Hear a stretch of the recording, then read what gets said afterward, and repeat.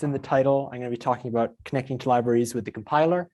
So first, before I get into exactly how all this works, just a little bit of sort of motivation. So basically, with the stuff I'm going to show today, the main advantage is that sort of you can make these links that are very, very efficient. So in particular, sort of as efficient as if it was written in like the core C kernel of Wolfram Language. So that means that there isn't any data transfer costs and things like that. So for instance, if you use WSTP or LibraryLink, which are the main existing ways of connecting to external libraries, there's often data transfer costs where it has to either do copying or you have to do copying and things like that. And this can cause overhead and make things slower and so on. Another big advantage is that there's no expression serialization.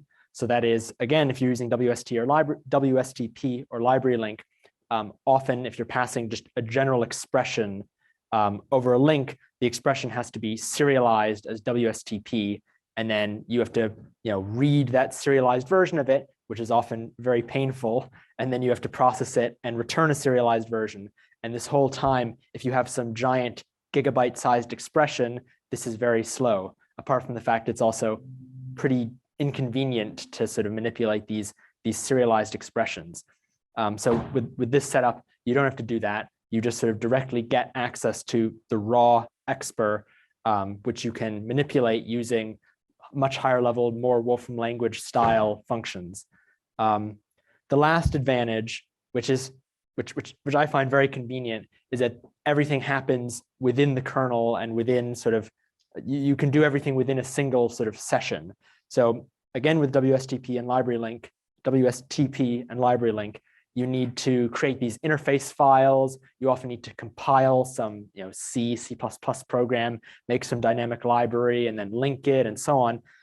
With this, you can do everything just in a notebook, in one session. You can also do things where you do them in packages and cache the results and so on. But it's possible to do them in just one session, which is extremely useful for development among other things.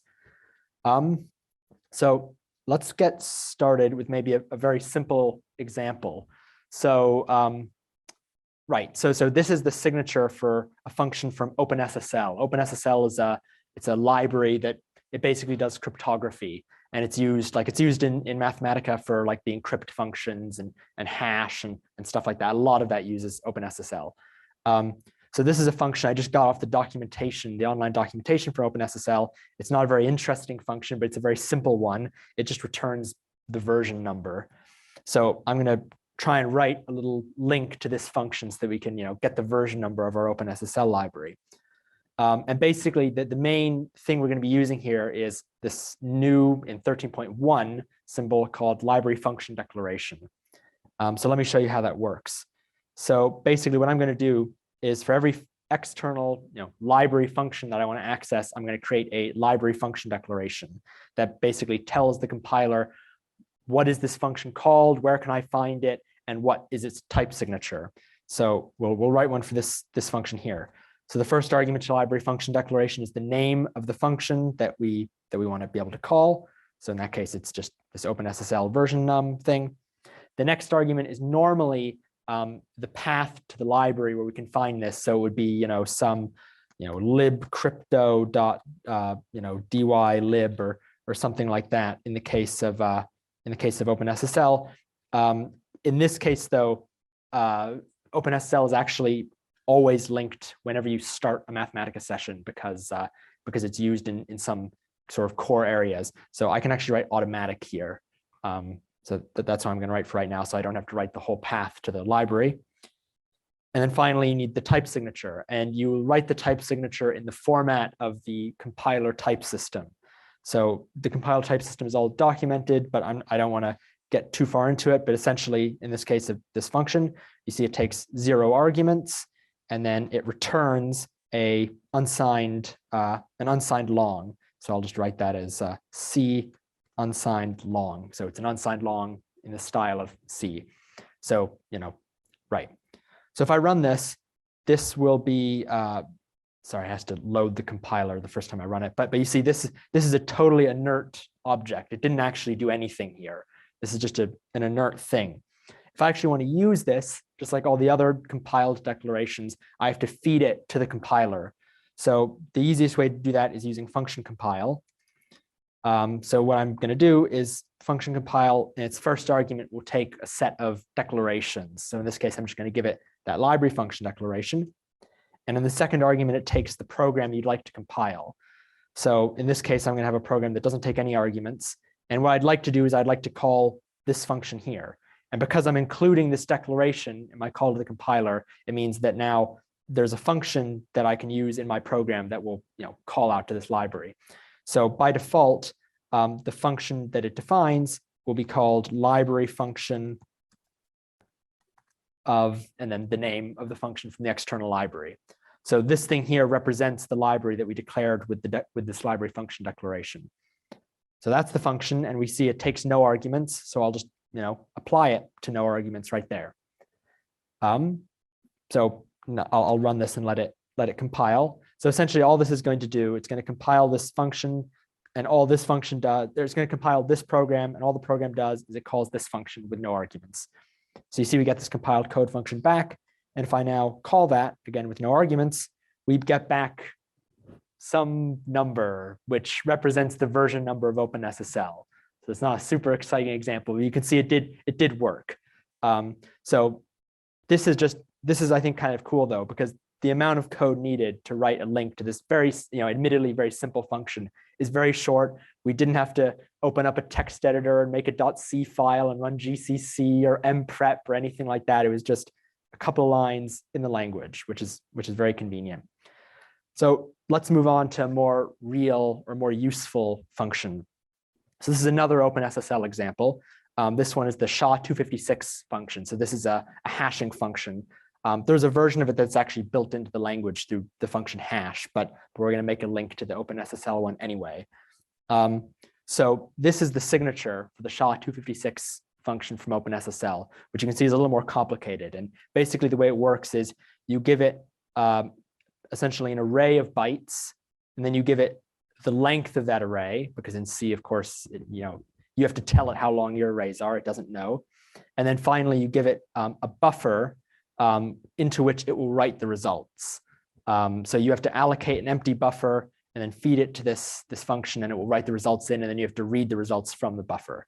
And I think that the return type is just it just returns the buffer that you gave it. So the return type is not very useful.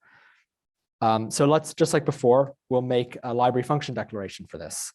And it will be basically the same idea. We'll write the name of the function, the fact that the library is already linked. And then for the type signature, we'll see it takes a few arguments. The first argument it takes is, well, I'm actually going to write this as a C string, which is just sort of a type that we have that sort of represents, like an unsigned char star could be a string. But I'm going to make it so that this function that we're going to compile takes a string and hashes it. So this would be a convenient way to do it. So it takes a C string in its first argument. Then it takes a C size t, which is this count argument here. And the final argument it takes is basically an array of bytes. And so the way I'll write that is it's a C array of C chars. And this is a new piece of syntax as of 13.1.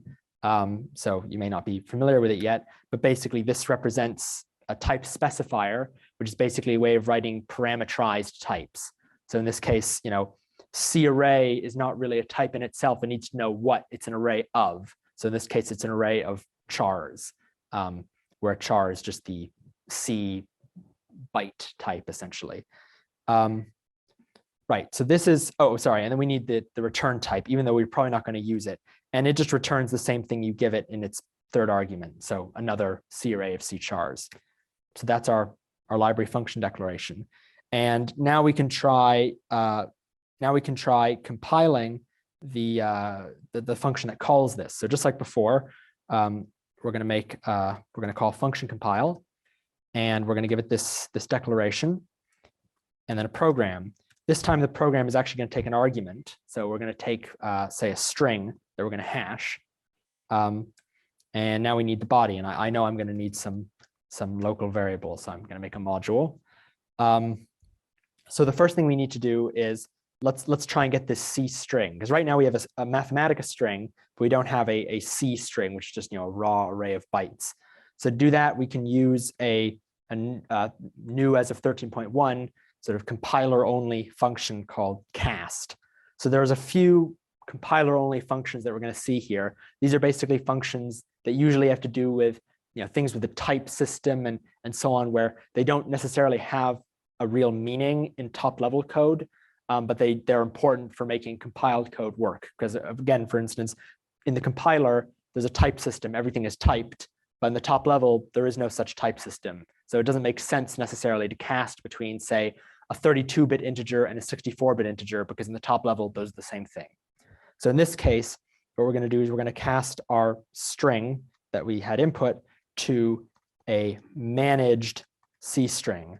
So this managed here, maybe at the end I'll have time to get into it a bit more, but essentially the managed type is a way of wrapping these sort of raw unmanaged types with memory management.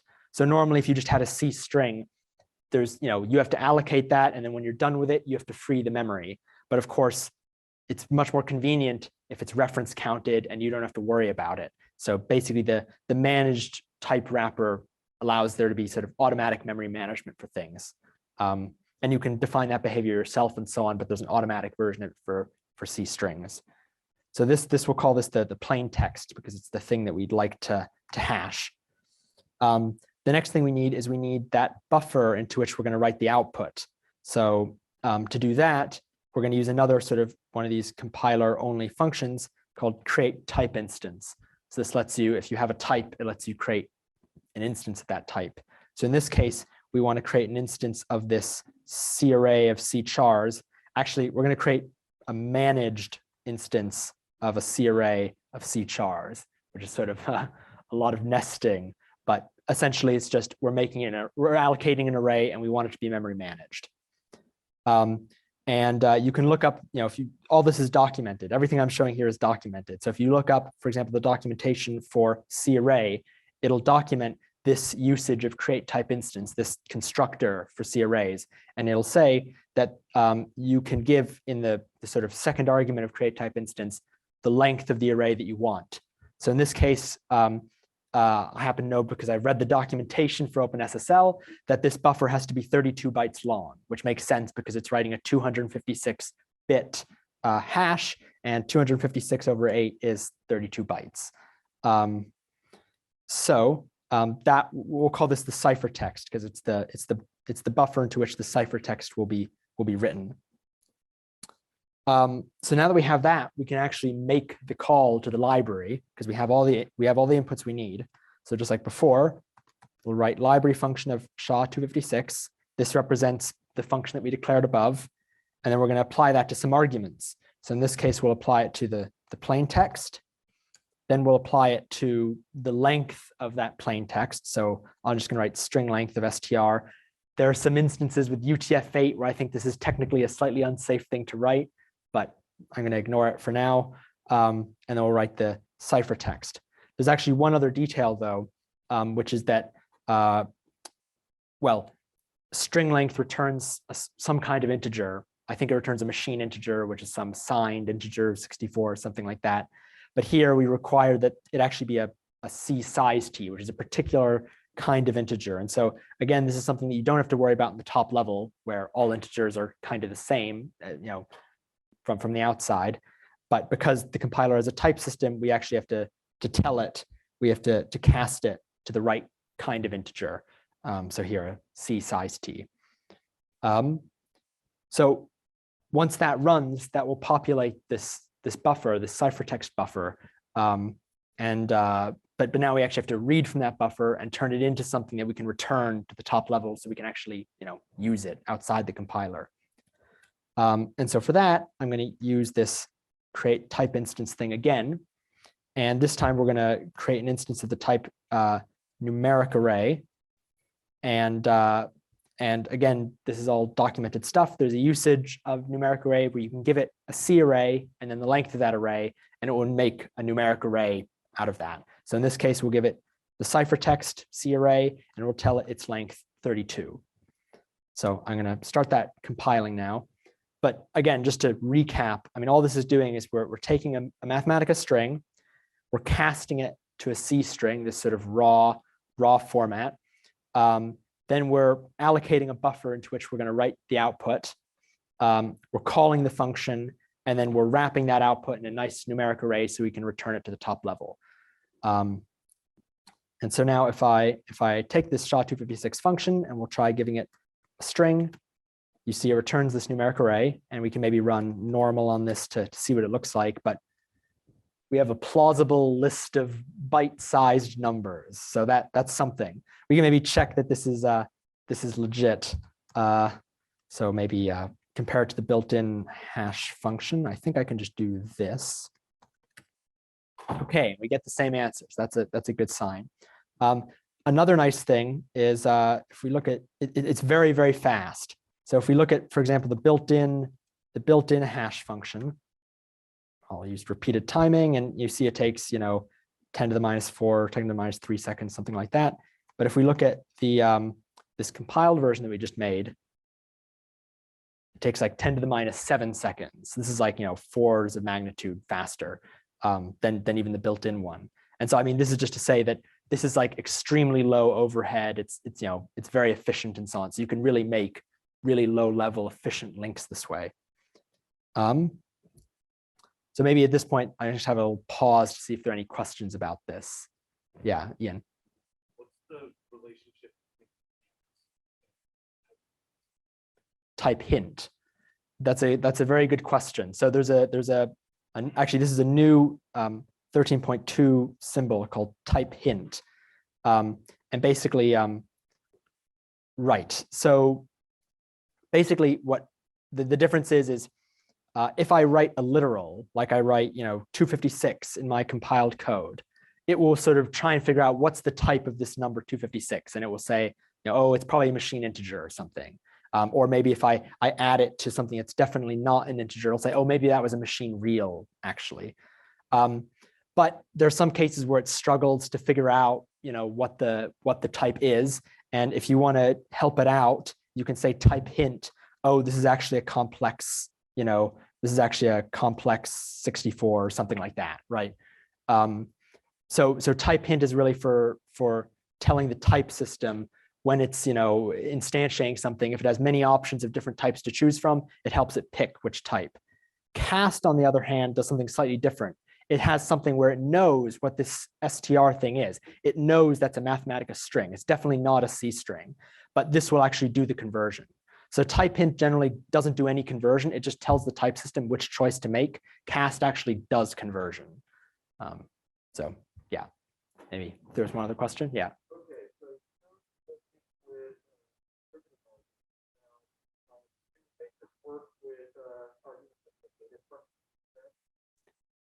Sure. So there's maybe two different interpretations when you say data structure. So one of them is the literal, data structure thing in Mathematica. These are totally supported. These are implemented in the compiler, and you can pass them to and from the compiler in all sorts of nice ways. If you want to talk about other sort of bigger expressions and things like that, that is exactly what I'm going to get to in my next slide. So hopefully I'll address that. Let's see here. Right. So, okay. So this takes a little introduction. So basically, there's a geometry library called GEOS, which basically supports very efficient Euclidean geometry operations. And I'm not going to show. I'm going to sort of glaze over some parts of this because the code can be kind of long to just handle all the cases. But basically, I'll show you how to, given that I've already written a lot of the basic stuff, how we would then add another function to something like GEOS. So let me explain. So if I run needs GEOS link, essentially what this does is it loads this compiled component, it's called, which is sort of a new 13.2 way of encapsulating compiler functionality, which if you want to learn more about, you should go to Tom's presentation tomorrow morning. But basically what this does is it introduces a bunch of compiled symbols. So for example, here's a function called toGeos, which will take, say, some geometry stuff. ignore this message. That message is just a bug. Right, so here I'm taking this polygon object. I'm passing it. I'm basically using this compiled symbol, and I'm turning it into this GEOS geometry object. And now I can call from GEOS on that GEOS geometry object and get back the polygon I put in. And so, right, so I've already written that code that basically does the conversion, and it works in exactly the same way as what we just saw. It's just you pass in an expression, it uses compiled primitives to rip apart that expression, and then it calls all the right library functions from GEOS to then construct the appropriate polygon, line, point, whatever in GEOS. And then we have this nice mechanism with these managed expressions, managed objects that can be returned to the top level, reference counted and so on, and managed very, very nicely. So I'm just gonna, I have very little time left, I think, so I'm just gonna kind of blow through this example a bit. So this is another function from GEOS that maybe we want to support. So in this case, it's a function that basically you give it some geometry and it sort of like puffs it up. It's a bit like region dilation. So let's just write a connection to it. So here I have a couple of declarations that are required for the just managing the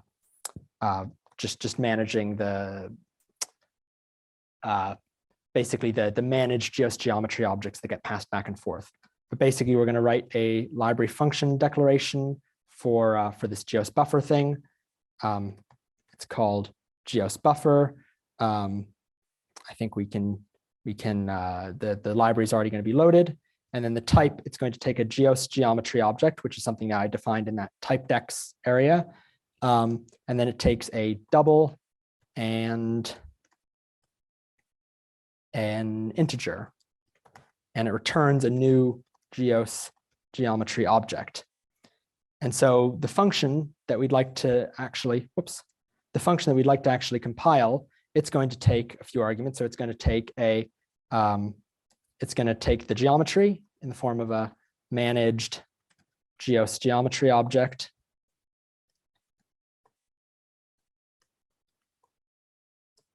And then it's going to take, it's going to take this width argument. So width, and that's going to be this C double. And then it's going to take this quad segs, which I think tells it sort of the resolution at which to buffer.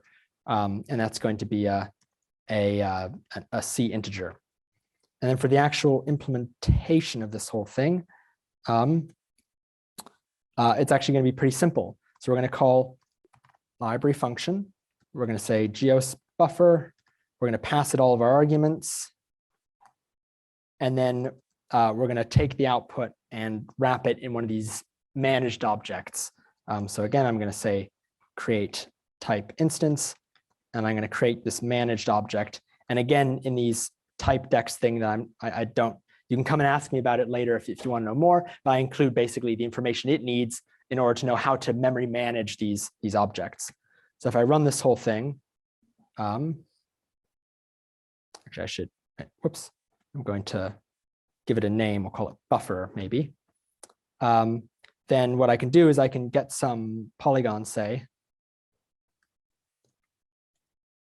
and there's some random polygon. We can visualize it, and we can try running this operation on it. So we'll say to GEOS, we'll give it the polygon, then we'll say buffer, and we'll give it that managed geometry object. Maybe we'll buffer it by 0.1 units or something like that at a resolution of 5. It gives us a new GEOS geometry object, and we can say from GEOS of that and get back this buffered polygon.